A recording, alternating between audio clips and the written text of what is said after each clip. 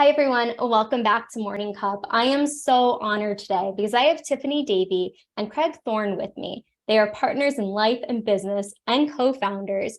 Tiffany and Craig combined their over 20 years of marketing experience to create High Season Co., a social media agency driven by their passion for digital marketing, technology, efficiency, and entrepreneurship. Raised in Toronto and made in Montreal, High Season is proud to call both cities home. Specializing in social media management, content creation, paid social advertising, and consulting and training, High Season designed result-oriented campaigns that tell compelling stories by delivering a unified consumer experience online, creating impactful visuals, and positioning brands where they'd be most effective. As founders who are entrepreneurs themselves, Tiffany and Craig have an extensive experience building their own companies alongside the brands of their select clients. Today, High Season is composed of a diverse team of business savvy marketing experts entrenched in popular culture, uniquely positioning themselves as an asset to any brand, which is very true. Thank you so much for being here today, Tiffany and Craig. Thank you for having us. Yes, thank you so much for having us. It's an honor to be here. Absolutely. Thank you so much for joining us today. And I am so excited to dive into your journey because it's been quite the journey. And I would love for you to just share how you got here today, and then we'll dive a little bit deeper. For sure. We have been together as a couple for 11 and a half years. And I think maybe I want to say we both were doing social media separately, which worked out pretty well, and marketing. And I'm just trying to think of how long into the relationship did we decide to start doing things together. We didn't just go straight to social media. I'd say pretty soon. Because Craig is also a musician, so I was helping him on that side of things with the social side, and that would have been probably as early as 2012. Even earlier, well, 2011 when we yeah, I don't know if I dived in right away though. So I was trying to think of maybe I gave it 6 months before I was like, hey, let me come in.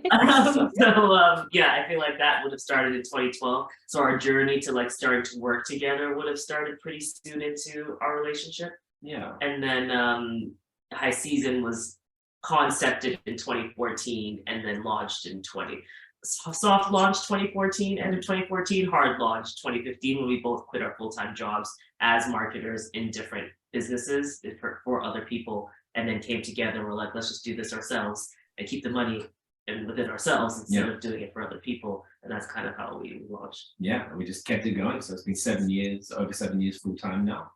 It's been, like you said, like a crazy journey. The amount of ups and downs and challenges and everything that we've sort of gotten through to get here. It's been very cool, very rewarding. Yeah. And it's even better that we do it together. Yeah, definitely. Well, I love that you decided to join forces because you were doing it separately, but then coming together because the impact and how a power couple came together essentially, and being able to really help yourselves because you were already doing it for so many. And once you started to do that, what were some of the barriers of really joining forces together and starting something together? As far as relationship wise, there was none at all. There wasn't even a question. We've sort of, because we were inseparable from the beginning, and we're already getting involved, Tiff was getting involved in music stuff, and even after that, when we moved to Montreal from Toronto, we got involved in an event which sort of helped us get situated in the city and meet people. So we were working together at the event whilst we were both working jobs. And then it was just sort of what's the next thing? When the event finished, that's when High Season actually came about, because we finished that, and as much of events weren't really our thing, we knew we wanted to keep this going. We both always knew that we would work for ourselves, and what better way than to do that together. Yeah, it just made sense for us, like Tiff said, combine the skill set, keep all the money in-house. And there's never one of us that's can you stop working and come hang out or whatever. We just do our thing. It's probably a problem, actually. That person who's like, let's stop. We're trying. We're doing better. We're doing better. As of the last 6 to 8 months. Yeah. Rather than a year. We're trying. We're doing better at life.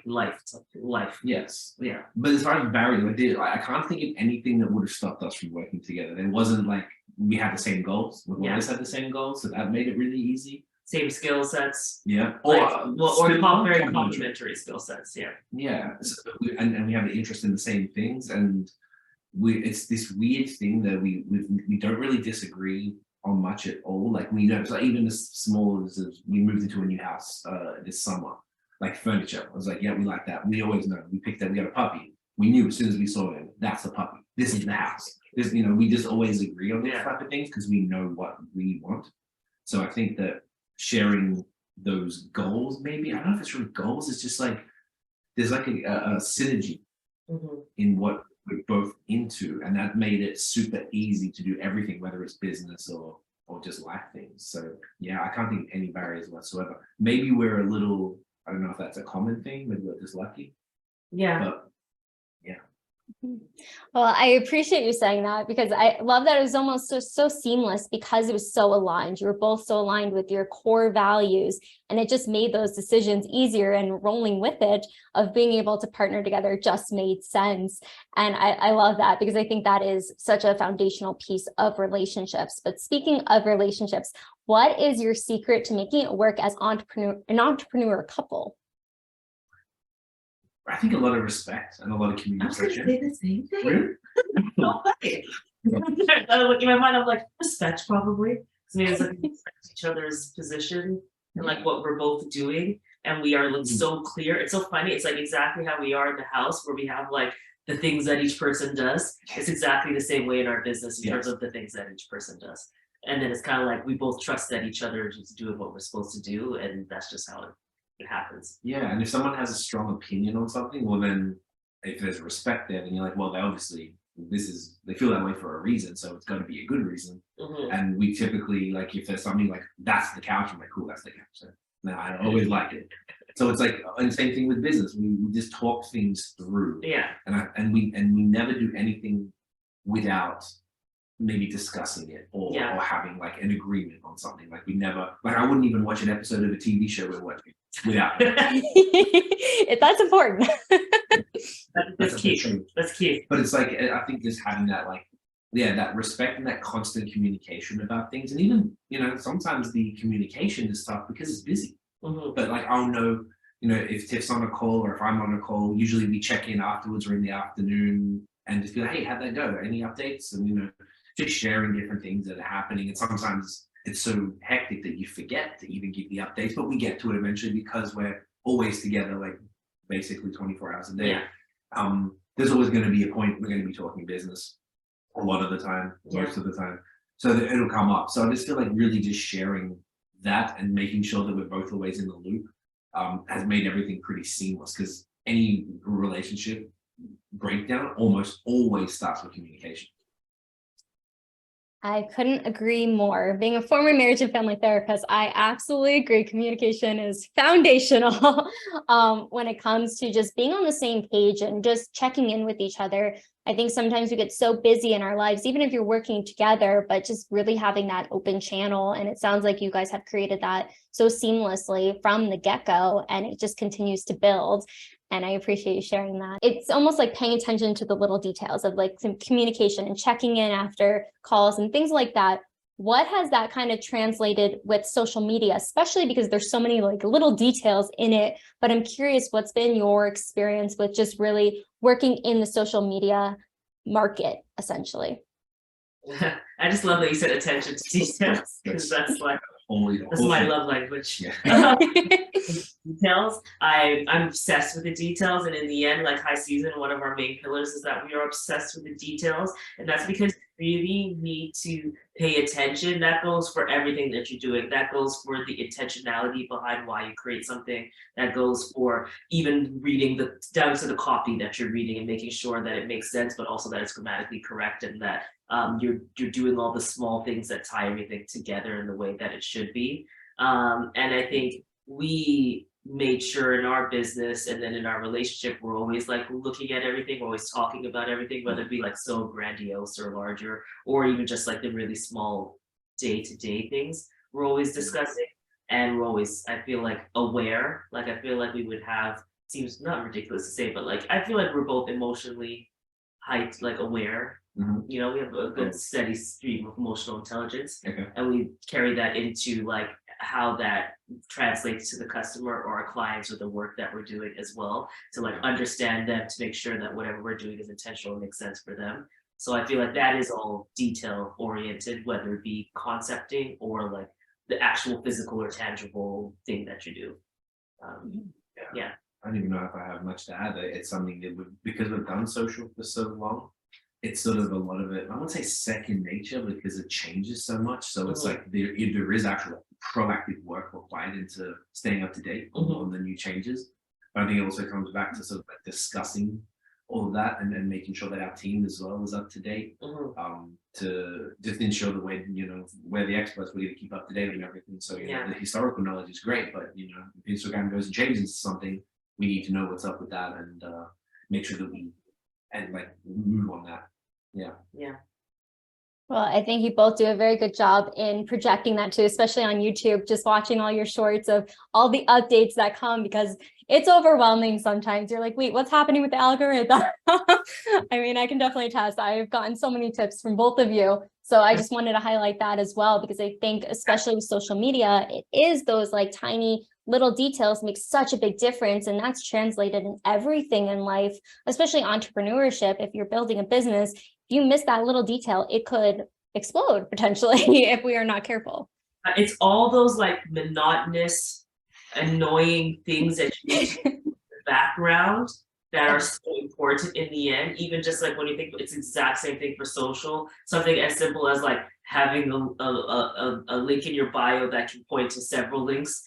That's like annoying to maybe set up in the end, but it's something that you do once that's always going to benefit you, because if you have a shop link, that could just be a random shop. We have a link in our bio, we just get random consultations that come up, and it's because we took the time to set up Calendly, to set up Stripe, to do all these things in the background, and then put that link there, and then they just come our way onto our calendar every now and then. So it's like, those are like the annoying things that matter, that are actually huge things that matter in social, same thing in business. In relationships as well. Yeah. It translates across the board. And so I'm curious, because you have a team and you've grown a team, but what was it like building a team for your business that it took just the two of you, from the two of you to a full group of individuals towards working towards that same goal? Because I know you're both on the same page, but now bringing more people in. What was that like?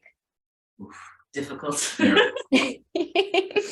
Yeah. How do you even go there? We did it. Okay, so I think we first we dabbled in contractors and freelancers through the first say 5 years. Correct me if I'm wrong. Yeah. And I think in 2020 we hired our first full-time staff member. That was an easy process. In transparency, it's Tiffany's cousin from the UK, so he was coming over. He's Gen Z. Well, he's the first person. Yeah, he's employee number one. Yes.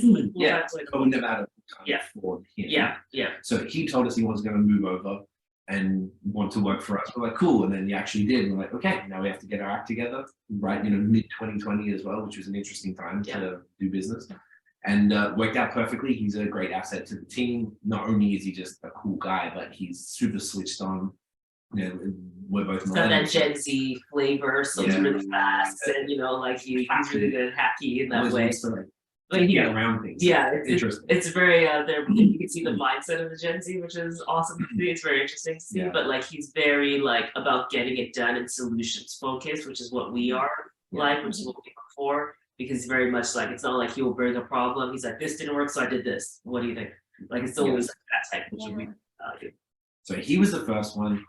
After that, that's when it became a little more challenging for us, because he just does whatever needs to be done, and then the other role, and he sort of moves as far as the different types of things that he's doing for us, whereas the other roles are a little bit more cut and dry, like straight up social media manager or whatever it may be.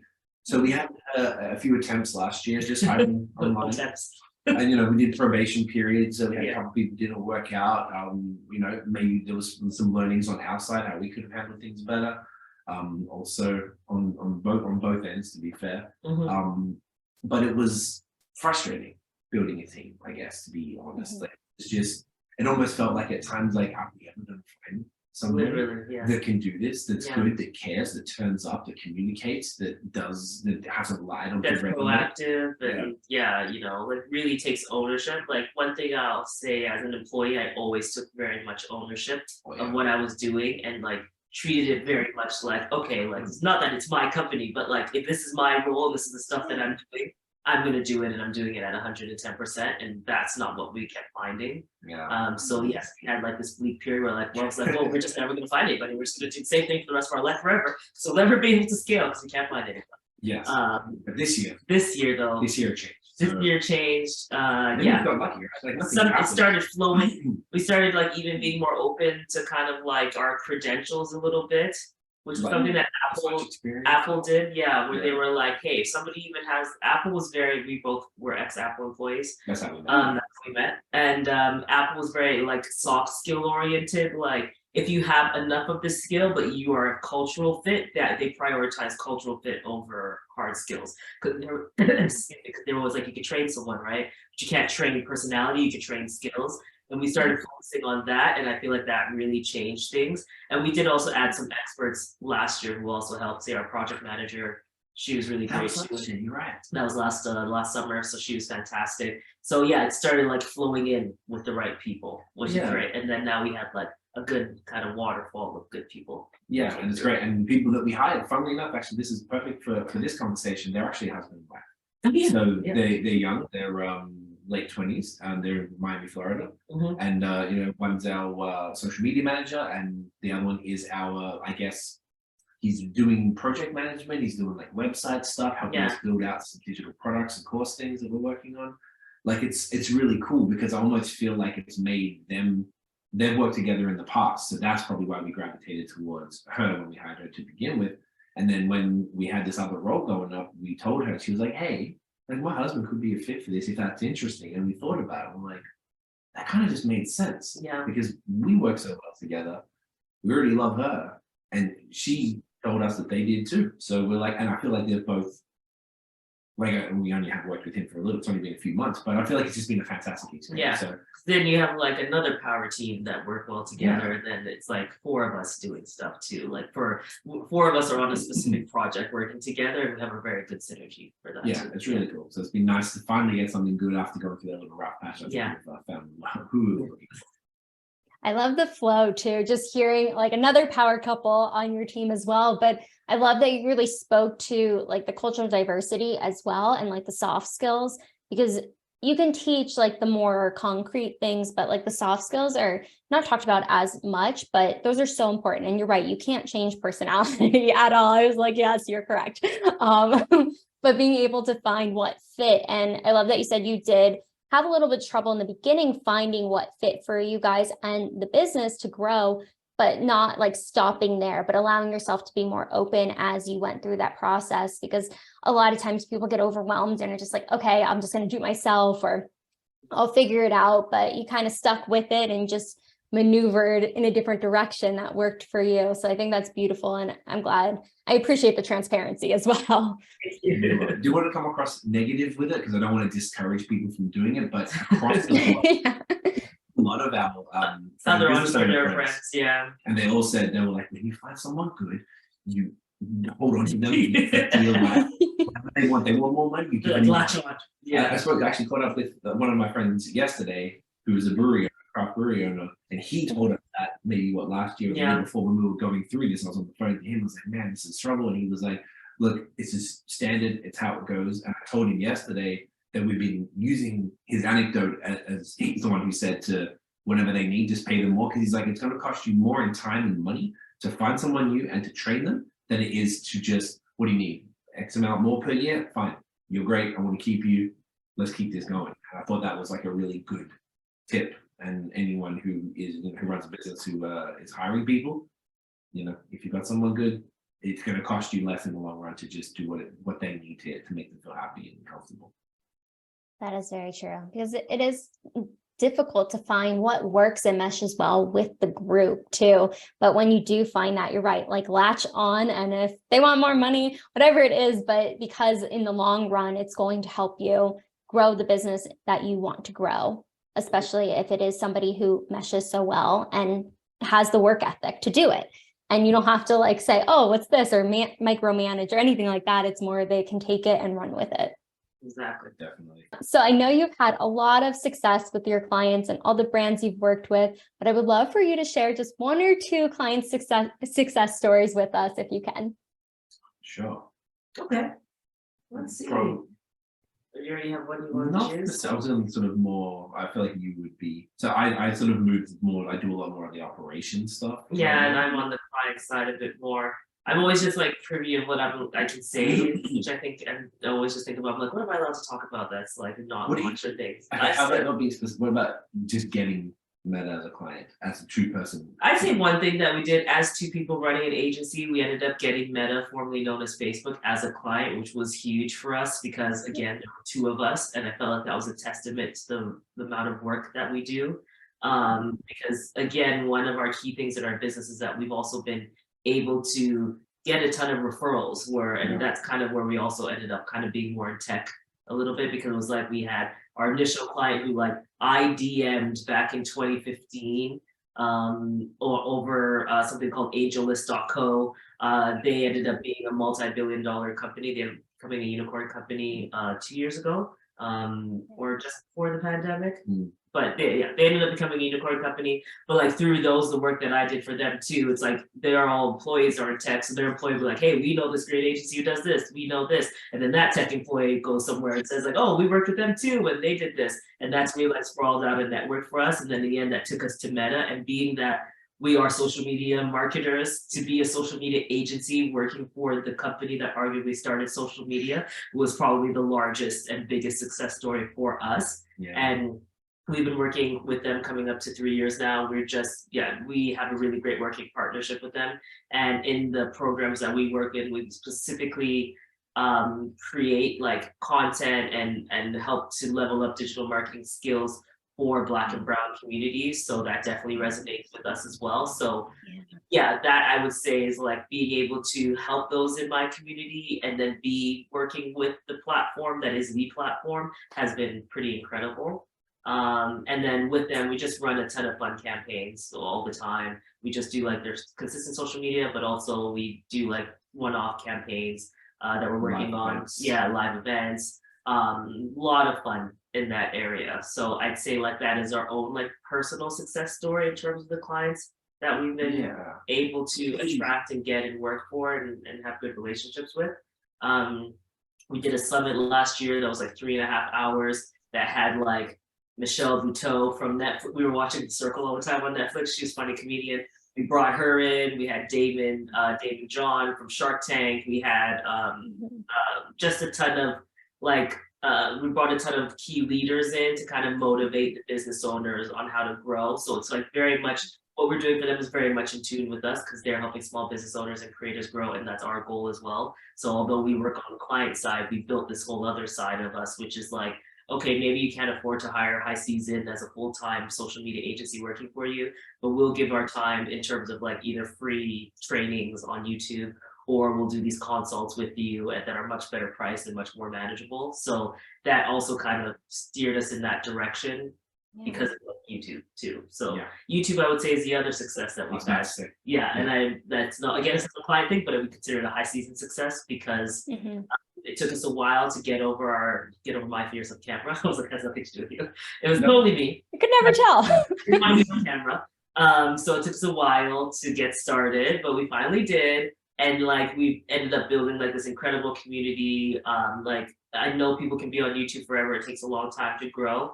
There was just something there that clicked, and we really were able to like build, I'd say in a pretty quick time, a really engaged community of people that were actually helping. And it like just felt, when we were starting, like felt so good to just see people say like, oh my gosh, I learned this, or oh my gosh, you're helping me with this. It was just, that's like the best feeling ever. And it created like this new passion for us in like the educational space. So yeah, those were two pretty big ones, I would say. Those are both very powerful. And just to go back to with social media in the beginning and being able to work with a large social media platform as well. But I think you said something really key there is the networking. Like you had such a network to really leverage and really help people. And that's the message across the board that I'm hearing from both examples, but also just watching your videos and what you give back to the community to really help people understand it and learn for themselves and apply those tools if they can't afford the services right away, but you make it a la carte in that regard to being able to service everybody, but in that space. And I think that's a beautiful thing, especially going back to the diversity you said with Black and Brown communities as well, and just really highlighting that, because I don't think there's enough voices there as well. And so really bringing more to that is so beautiful and so important. So I just wanted to highlight both of those. So thank you for sharing both of those stories, because I think they're both really important. Thank you. Absolutely. And so speaking of success, what are maybe 2 or 3 tips you could give entrepreneurs that are on the journey, that are looking for that success, that might not hit it yet or have, and just kind of maintaining as well? One of the main thing I've always, the 2 things are consistency and persistence. So never give up and do the thing that you're doing regularly. Those are the only secrets to any sort of success at all. And I feel like for us, we're not even remotely close to where we want to be. Like we have a long way. We're very proud of the things that have had along the way, but we're always thinking of the next. You know how it goes. Most people, you don't really. We're trying to appreciate the little wins and stuff more, but we're always got these larger goals. So like how we get to those goals is how we got here, which is just never give up. Like if this camera wasn't working beforehand, I'm not going to stop until we make it work. It's just like, I feel like that's just the real key. I don't know if you had anything else, but I feel like those 2 things. Yeah. And I feel like you also, I guess, have to believe in what you're doing as well. So if you're going to be consistent and persistent with those things, if you don't believe in it, no, you're never going to be. Yeah. I would add obsess over the details. I would add that too, again. And it's not only like things that have helped us because we think of the small things, and like there's some things we don't have full oversight over, but I'm obsessed with trying to find out what are any of the blind spots. But in general, even feedback that we always get from clients, really consistent. I can't tell you how consistently we get like, oh my gosh, you have Hawkeyes, or oh my gosh, you thought of this, I missed it, or thank you so much, you're always thinking about this. Like, wow, that's something that we always get, because it's like, well, intentionality is something that I brought up as well. And we have to really be intentional with the things that we're putting out there and how we're even operating our business, how we're working with our clients. And I think that comes with being obsessed with all the small things that make up the big thing that you're doing. So I like that. And it made me think, like, one of the things that we always complain about, I guess, is that, everything and everyone seems to, like, the world moves so fast. So people don't put the same time or energy or effort into almost anything. Watching like Netflix or something like the other week. And we're like, this is just content. Like, this isn't art. Content. Like this is sloppy. It's like, so we were like, if you go and put that extra effort in, it seems to be across the board in society, a lot of folks aren't really putting in that effort to make something exceptional. So if you go and do something exceptional, which comes along with, being consistent, being persistent, and obsessing over the details, if you can be exceptional, then I think you're going to win. If you're just sort of doing something kind of, it's just there, it's average, it's as is. You put in average energy, you're going to get average results out of it. Yeah, and I think that's one of the main differences. But on the positive side of that, I think there's never been a better time to stand out with being exceptional, because most people don't really feel like it. And I think it's just a cultural thing where the world is at right now, with the ease of access to, 30,000 songs or 60,000 songs per day released on Spotify, something like that. So if you're a musician, it's nearly impossible to sort of shine through there because everyone's just throwing things out. But how many of those songs are quality? And that's really where the opportunity lies, I think. You're absolutely right. And it goes back to when we are able to kind of take a step back and realize the impact we can have by just putting a little bit more attention to one thing and being persistent and consistent with what we're doing on a day-to-day basis. Because eventually maybe you're hitting a wall, but okay, well, take a step back and look at, like, where's the details? Can you put in a little more effort into something? And it makes a difference. I've seen that personally when I've tweaked certain things. I'm like, oh, wow, like the views go up, or I get more comments or DMs of just like, wow, that really impacted me, whatever it may be. But like those small things make such a big difference. And I think a lot of people are always just looking at the big picture and need to kind of come back down and look at, like, okay, what's in the day to day? And that's what you do. And Yeah. that's what I think it needs to be highlighted. Agreed. There's those series of 1% incremental tweaks and improvements, and you add that up over time, and then that's what I read that somewhere. Some Probably Mastery. Was it? Oh, in the end, it's Mastery by Leonard.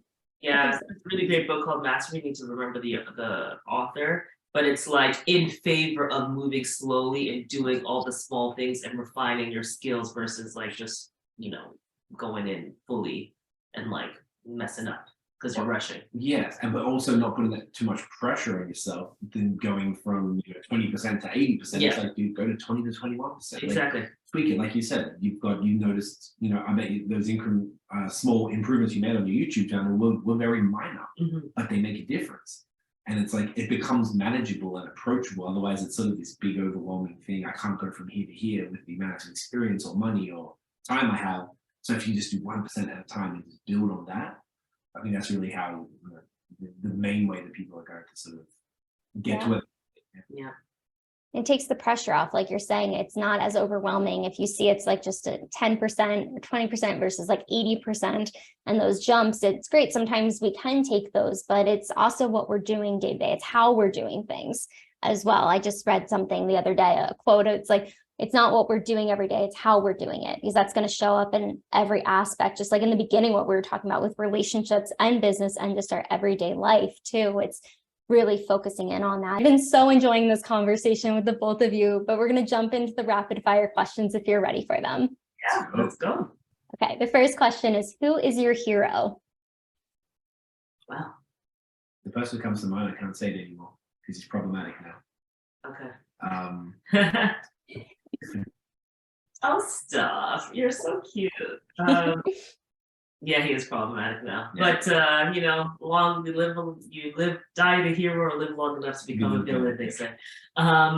It's just so funny. I don't really know if I necessarily have someone that I am viewing as like a hero of mine. I feel like I love different elements of so many different people, is what I'll say. Like I love a bit of Oprah in there. There's like all these people. I love my mom in there. She has the caregiver in me side of things. Oprah might have the media conglomerate side of a piece of me, and the stealth and poise of a Michelle Obama. It's like I take a piece of everybody, I would say. There's not one person who would be like on my wall here that I'm staring at saying there, that I idolize in particular. We've never had that really. No. Yeah. Yeah. It's just like there's so many people who do so many different things that we just admire. Yeah. That's a really good question though. That's a good question, but I never really thought about it. I don't know. I just like I like people for certain things that they have. Yeah. I see a lot of friends doing music and I just want to be like whatever Diddy or something, or they want to be whatever. I'm like, I never really related to that either. Diddy has the vicariousness that I love too. Yeah. But yeah, it's I would say. Tim Ferriss has the methodic approach to everything, very detail oriented. So yeah, it's a few. Well, I think it speaks volumes to both of you too. You're dynamic, and being able to have different parts of you connect to different people and bring something out of you as well, or kind of reevaluate internally, like, wow, I really like this about this person, and incorporating that. So I love that answer. Thank you for sharing that. And what motivates you to work smarter? Lack of time. Yes. And wanting to do so many things. Like aside from high season, we have multiple side projects all going on. Like for some reason, like I was saying to you when we were setting up, like everything happens to be going on today. So we're trying to working smart allows us to invest our time in more places to have more impact. Like we have a non-profit that that diversifying the craft beer industry, which is we have a craft beer podcast. So that's another side thing we have, and that we have a whole bunch of stuff today that needed to be done. So we're, if we're able to work smart on the high season side with our clients and with the team, then we're able to execute on other things. And I think that's what's important to us, because doing one thing is never, I don't know, for me, it's never really been like, that's cool. I want to do lots of stuff. Yeah. And I want to do it all really well. So the only way to do that is work smart. Yeah. I agree. I've always been obsessed with efficiency, sir. I'd say obsessed a lot. I say you're more. I'm literally obsessed with the details, but like as from even being like 14 working at McDonald's, 14 or 15, I was like how do we get the fastest time on the drive-through? So they wanted 90 seconds to get this down to like 57. How fast? 30. Like I was obsessed with that. And it was really like creating this stream of like, all right, you take the order while you walk into thing, you pour the drink. Like that's always been my thing. So I feel like it's also gamified for me in a little bit. I recognize when I grew older, I recognized that in myself, and I was like, oh, you're just crazy in that way. Or you're just like, get things done as efficiently as possible. So yeah. I love that. And just to kind of bring it full circle, like in the beginning when I was introducing you, efficiency is one of the main things for you both as well. So it ties so perfectly together. It makes perfect sense. But with that being said, if you were a superhero, what power or powers would you each have? Telekinesis. Or Telepathy. You go back and forth. So telekinesis is the ability to read with your mind, and telepathy is the ability to read and influence. So I'd probably say telekinesis, because maybe telepathy is a bit psychotic now. It was cool in X-Men. It was cool in the X-Men era, but maybe now it's like I don't want to know what you're thinking. Everyone's really weird, and then I don't want to influence people's. I rather influence with like my words and actions versus like actually manipulating your mind. So I'll say telekinesis. That's honorable. Yeah. I just want to be able to sleep. So I can go to sleep and not be. That's my superpower that I'm very jealous of. Oh, I'm incredibly jealous. There'd be a volcano outside and she'll just be out. And I'm going to bed. Wide awake. Yeah. I mean, it's unique. I'll give you that. More exciting. Like flying, all of these things, like that'd be the most impactful being invisible. But the sleeping thing is the one that resonates the most. The other thing is transporting, because I hate flying. Oh, that'd be great. There you go. There we go. Wonder Woman, whatever, it's all the things combined. That's what I'll take that. Combined, right? It's like bringing back to the hero, right? It's just like superhero adding all the different powers. I get it. There you go. Oh, I love it. So if you could share a meal with any 4 individuals, living or dead, who would they be? So you can pick 8 if you want, unless you have like the same person. Ooh, 4. Wow, that's generous. Yeah, 4 is Okay, I would like to sit with so I would like add people from different eras. So I'd probably try to add like Cleopatra. That's a good one. To get an understanding of what that era is like, because I just love that arc in our time in history. Mm-hmm. Martin Luther King Jr. to get his perspectives and thoughts, probably Malcolm X too, if that's the case, because it's 2 different sides that you get to have. Almost would love to sit with Jesus Christ even. And I'm not even Christian, but to get the real story. So I feel like that could be interesting. So break it down for me, because that's such a pivotal part of our entire society. So, to get the real tea. Obviously, okay, I'm taking all 4. Okay. I would also love to sit down with Oprah, Jay-Z, Barack Obama, Michelle Obama. I had Jay and Barack in mind. Okay, look at that. Okay. So I'll trade some people out and say we're having a dinner party. Okay. Who are we taking then? We're good. You said Jay-Z and Barack Obama. Yes. Would you take Oprah? Of course. Okay. I can drop Cleopatra. Okay. Is it full between? We're sitting down at Disney. We're hosting together. Who would be another idea? I was just trying to think. Go through I feel like if you go to what's going to impact your life the most, you're going to think of someone throughout. Ooh, Jeff Bezos. Oh, that'd be good. Business products. Yeah. Products. Oprah's That's good. But he's perfected product in a different way. Yeah. Yeah. Which I think is very interesting. Yeah, I think. Yeah, I'm comfortable with that. You're comfortable with that? Yeah. Okay. So who do we have then? We have Barack Obama. We have Jay. We have Jay-Z. We have Oprah. Jeff Bezos. As 4 that we're choosing to sit down with. That. Living. Living. That's gonna be a powerful table. Very dynamic. I can stick with the past people at another time. For another dinner, but if I was prioritizing, I'm prioritizing those who have won right now in this era. Yes. Yeah. Agreed. Well, definitely one to join, I think. You're welcome. As a seat. So what is the most daring thing both of you have done? Separately or together? Start a business? Oh, aside from that? Starting a business is the most daring thing you can do. I left You everything. need the security. Oh Oh yeah. yeah, I moved to Canada from Australia, like left everything and came back here 12 years ago. That was pretty daring. Oh, I didn't think it was, but people kept telling me I would never have the guts to do that. I was like, oh, I thought it was pretty standard, but otherwise the business for sure. More than like also buying a house off our business. So like that was like while it's not daring, it was a sound financial decision. It was a large decision, and haven't made anything like that in the whole time we've had the business. It was like just this year that we were like, we can do it. Let's give ourselves something, because we were just in a 1-bedroom apartment for 10 years. 10 Or years. nine in the same one, but yeah, Yeah. in Montreal. Now we're back in Ontario.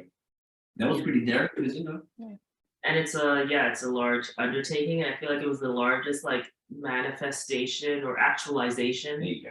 of the work that we put in, that we could go and buy a house back in our like home province. And Yeah. yeah. And just to be the manifestation is a real good thing, because we visualized this for a year or two at least, and we kept changing our mind to how we wanted to do it. But we visualized the car, and I got the exact car we wanted to, like everything could not have worked out better, like I couldn't have written it better. The house, everything is perfect, and we got a puppy, is exactly what we wanted to. So those are the three things that we both doubled down on. We meditate every morning, like visualizations, whether it's manifesting abundance or gratitude, things like that, and always focused on those three things. And they all came at once. So within like the span of like 3 weeks this July, like everything happened. It's been a hectic summer, but it could not have worked out better. Yeah. So I feel like that they were all very large and daring, I guess, undertakings, but it feels good to see the physical like manifestation of all the work. It's very cool. Absolutely. And it's so interesting too, because a lot of times if we're not clear with manifestation or what we want, it sometimes goes back and forth. But because you were, again, like really consistent with it too, everything came at once, all amazing things, but all at once at the same time, and being able to navigate that as well. But I think it's like asking for what we want too, just to kind of touch on that briefly, and allowing it to happen. It doesn't happen overnight. You said it was about a year or two where you were really just like processing it, thinking about it, manifesting it. And then once it was very clear, it all happened, which is incredible. And it is very daring, buying a house. Yeah, it's not like jumping out of a plane or anything, but it's this is We don't have that all the stuff. adrenaline. That's the adrenaline that we have. Is Thank God we're both on that same page. We neither of us do. we don't do that stuff. What's it called? Like the Death sports. Thrill stuff. Thrill. They're not thrill seekers. Yeah. Give us a couch and some wine and beer. We're good. Yeah, we're in a good place. Have the thrill of charcuterie platters. There you go. That is pretty thrilling. Yeah. But combining the two energies for the same end, I think is one of the most important and valuable parts of all of that. Yeah. Like we were completely aligned to the point where everything manifested exactly how we wanted, and if not arguably better, which is I'd say so. I would say so, right? Yeah. Everything was like we didn't sacrifice on anything, which sometimes you We feel were like just we might crystal have clear with the vision, and I Yeah. feel like it became even better. shows the power of sort of having a partner, both life, business, whatever, that you're able to work together to create things like that. Yeah, it's great. Well, I'm very happy for both of you being able to get exactly what you wanted, and it all transpired. Maybe not exactly timeline, but it happened. And that's the beautiful thing about it.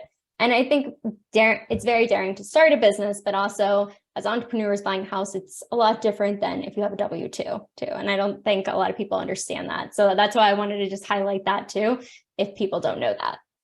Definitely. It was a different challenge. Very different. It was a bit of a thing Yeah. to get that figured out. It wasn't even really that complicated, and we thought we did everything right. And then you deal with the bank, and there's all these other things that they don't tell you. And you're like, oh, okay, like Yeah. someone told us. Being an employee in purchasing is way so much easier. Yeah.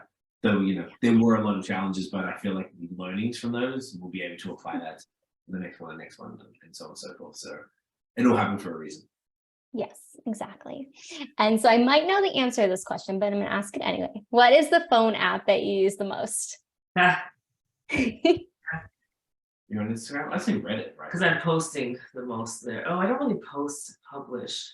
But I am in there looking at insights. What would you say, like, you looking on the, like, if you just say if you're just sitting Because on I the like couch, trying to get inspiration. If I'm sitting on the couch, I don't touch my phone as much anymore. Okay. Because like my, the warning that you, not the warning, the thing you get with Screen from time. Apple, it tells you your screen time, it's like horrendous. As in like the amount of time I'm on there. So if I'm not working, I actually don't really touch my phone for like entertainment purposes. But I'm in the apps because I'm looking at what other interesting brands are doing so I can save them and get inspired and things like that. In terms of the app that I'm on the most, I'm on YouTube the most. Oh yeah, that's fair. So I'm on YouTube the most on my phone and on my like computers. That's for sure. Yeah. Then I can say like I'm a huge YouTube lover, consumer reviews. That is true. It's always you put it in Yeah, YouTube. I always put it on in the background. Yeah. I like Reddit now. Reddit was always like a weird place for me. Kind of like curated the feed. So I feel like it's the best of everything, like the Reddit app itself when I go on the website. But it used to be Twitter was my favorite, and then I feel like Twitter just went weird. But now Reddit has all the screenshots of Twitter and all the everything I want to see, all the different topics. Can I just shut that up? Thank you. All the different topics that I want to see. It's all in this perfect sort of format. You get videos, you get pictures, you get screenshots of Twitter, you get all these different things. I just find it's the most efficient way to get information right now. And the sort of like the nerdiness in a good way of people that are in all the different subreddits, like people are obsessed with this stuff. So I feel like I get the most accurate or interesting information from there too, which is cool. Those are all wonderful. And I was almost right. But, but what is the last book that you've read or listened to? What did you think was going to be our YouTube. Oh, YouTube. Oh, so I was right. Yeah. Because I realized I was like, wait, YouTube way over Instagram in terms of personally. Yeah. And because like we film and stuff like that as well. Yeah, so yeah, I'm on the most. Last book was, I had to check my Audible. Was it the Atomic Habits? No, I think it was it's called something like the Scholars of Socrates, and it's like a stoic book. So basically it's just the pieces that are coming from Stoics about like just like how to live a more intentional and like a more thoughtful life. Yeah. That's what I'm in the middle of. It stopped because I haven't had time to keep going. One of the best I've ever read was Relentless, one of my favorite books ever. And that was a book, it's the coach who coached Michael Jordan. Tim Grover. His name is Tim Grover. He coached Michael Jordan, Kobe Bryant, and Dwayne Wade. And the way that he talks about different types of people, what motivates them and how they work. And certain types of people are cleaners, is what they call. Like they're coming up, they clean in everything. That's the Michael Jordans, things like that in the world. That book just really resonated in terms of really working relentlessly to pursuing a goal and having a very strong, clear vision of that goal. Yeah. In our old building, we had a sauna, like a dry sauna. So my favorite thing of all time, I'd go in for maybe, I don't know, 30 to an hour, 30 minutes to an hour a day, and I'd read in the sauna. Since we've moved here, we don't have a sauna yet, and need to manifest that one. So I haven't found like a way to read. So I'm old school. I like physically holding the book. One of my main thing I read is biographies from anybody.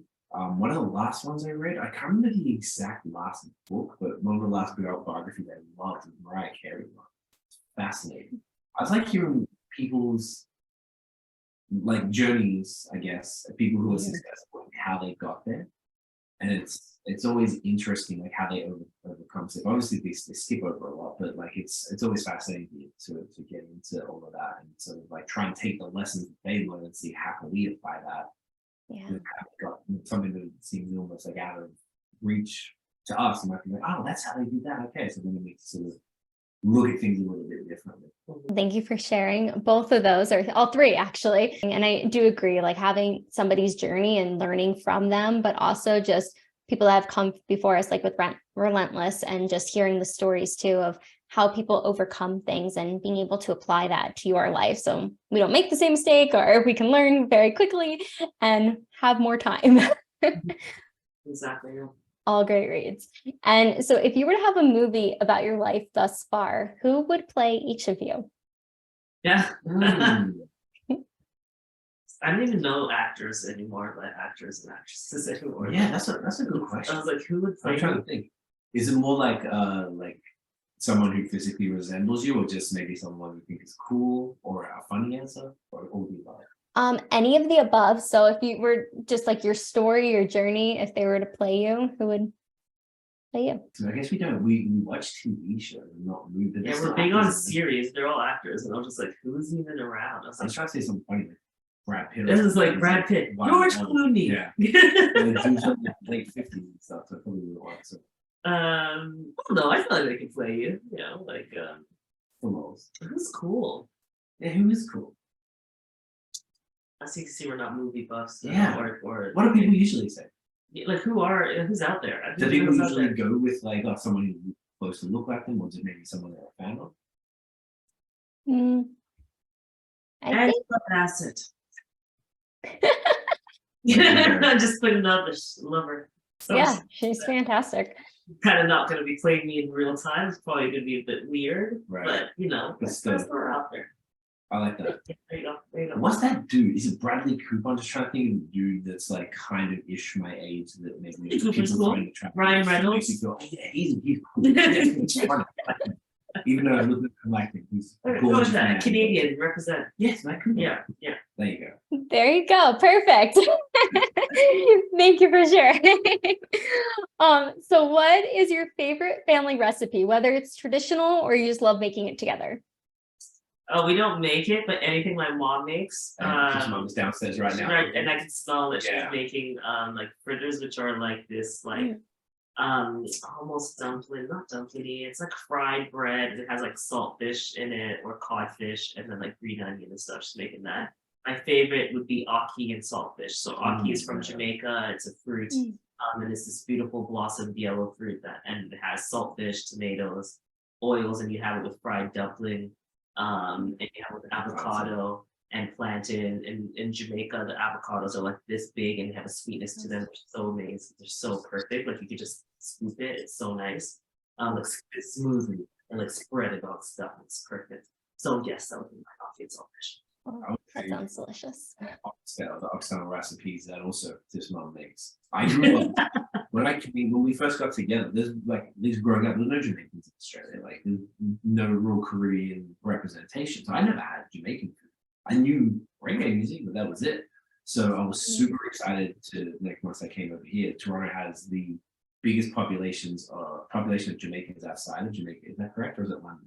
I think London. it's top 2. Yeah, but they're So it's very prevalent in Toronto. So living there and like, the restaurants were everywhere. So I finally got to try and like have it at the restaurants. I had Tiff's mom stuff, and it kind of just made me mad that I missed out my whole life on like where is this food being? I was deprived of this incredible stuff, these flavors and spices and just different things I've never had before, and it's glorious whenever we get to make it. We don't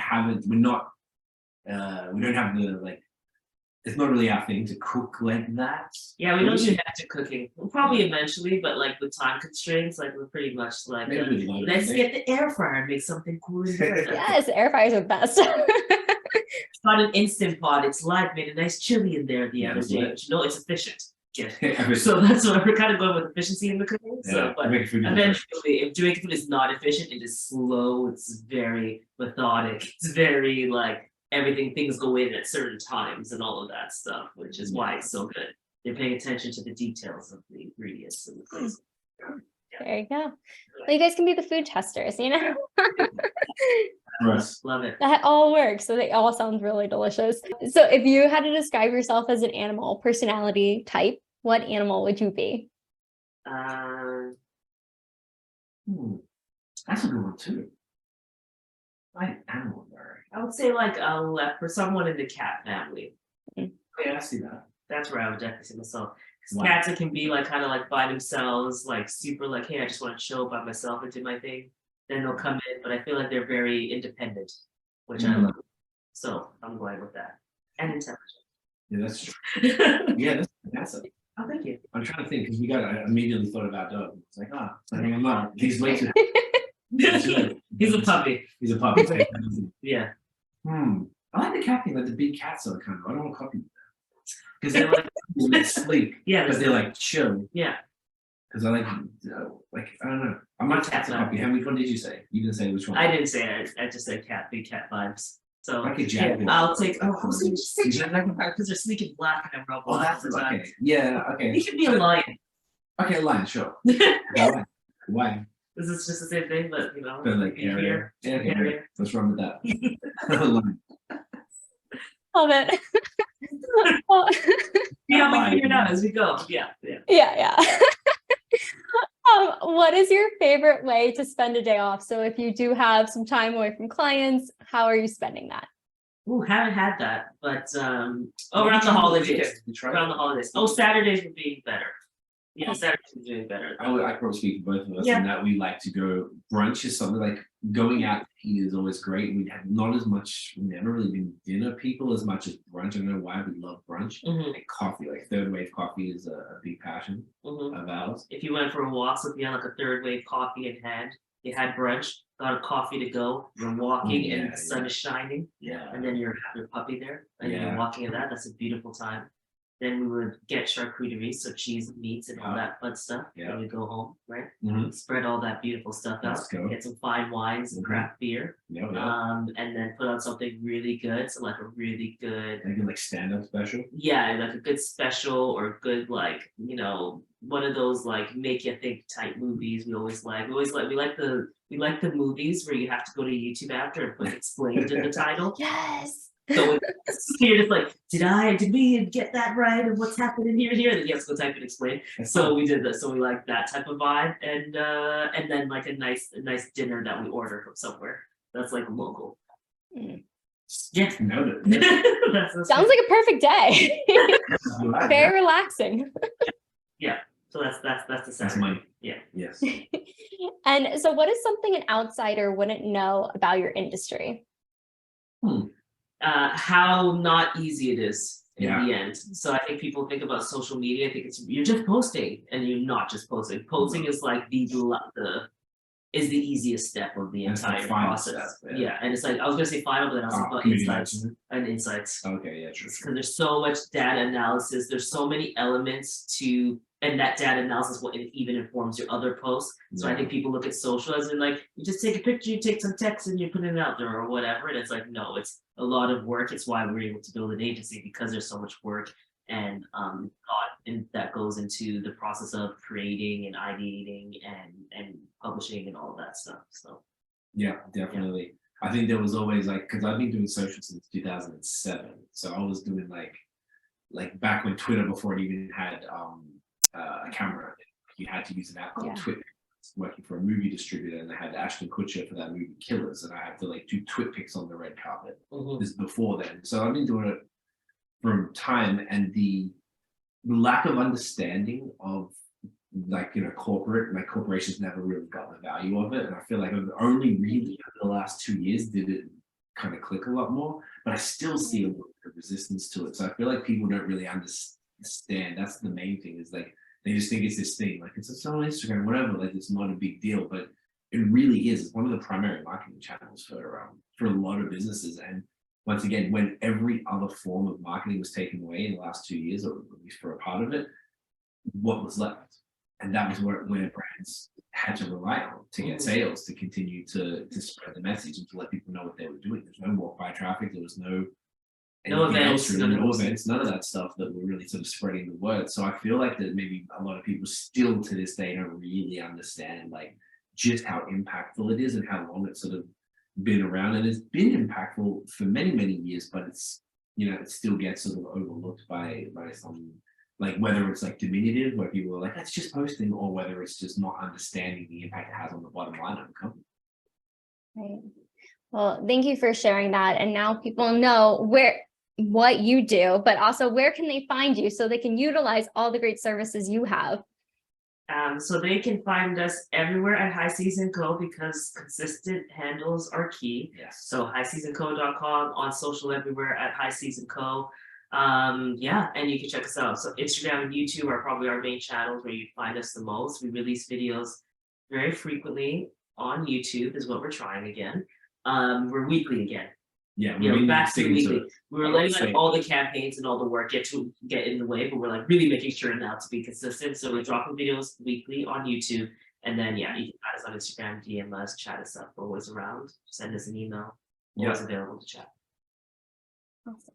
Well, thank you both, Tiffany and Craig, for being on today, sharing all your insights, your background, your story, and just your beautiful energy. I so appreciate it. I know everybody listening is definitely appreciating everything they learned from you, but definitely make sure to like, subscribe, comment below, make sure that Tiffany and Craig see it so they can help you, or you can get directed directly to them. And we will see you on the next video. Bye. Thanks for having us. Thank you.